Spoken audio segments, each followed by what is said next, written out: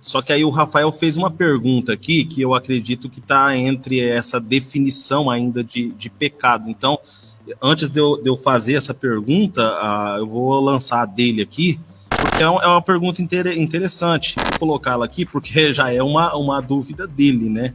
Ele pergunta assim, o que é pecado original? E por que somos culpados pelo pecado de Adão? Com você, pastor Luciano. Tá, vamos lá. Primeira coisa, a gente precisa ler o texto bíblico, porque Paulo responde essa pergunta. Em Romanos, capítulo 5, versículo 12 ao 14. Ok? Eu vou ler o texto rapidamente aqui de Romanos, e aí eu explico em um minuto. Pelo que por um homem entrou o pecado no mundo, e pelo pecado a morte. Assim também a morte passou a todos os homens. Por isso todos pecaram. Porque até a lei estava o pecado no mundo. Mas o pecado não é imputado não havendo lei. No entanto, a morte reinou desde Adão até Moisés, até sobre aqueles que não pecaram à semelhança da transgressão de Moisés, o qual é figura daquele que havia de vir.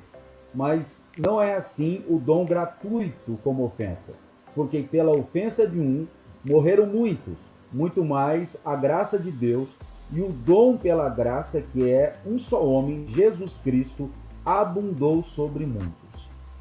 Ok? Então as Escrituras respondem essa pergunta, o que é o pecado original, que é a rebelião de Adão, e por ele ser cabeça da raça, e Paulo aqui vai fazer um contraste entre os dois cabeças da raça, onde ele também vai falar sobre esse assunto em 1 Coríntios capítulo 15, quando ele fala sobre o último Adão e o homem espiritual, o homem carnal, o apóstolo Paulo está falando de Cristo e de Adão. Logo, todos nascem caídos. E como Agostinho argumentava que todos nascem caídos? Porque o pecado ele não vem sozinho. Com ele vem a morte, diz Paulo. Porque por um homem entrou o pecado e a morte. O homem morre espiritualmente, imediatamente quando ele se rebela contra Deus.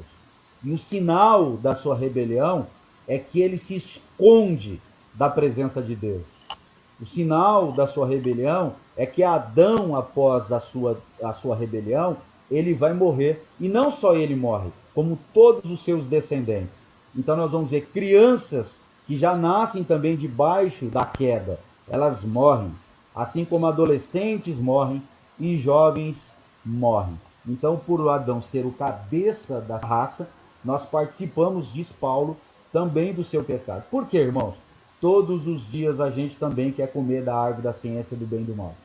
Todos os dias nós queremos se rebelar contra Deus. E nós somos aqueles que voltamos da rebelião.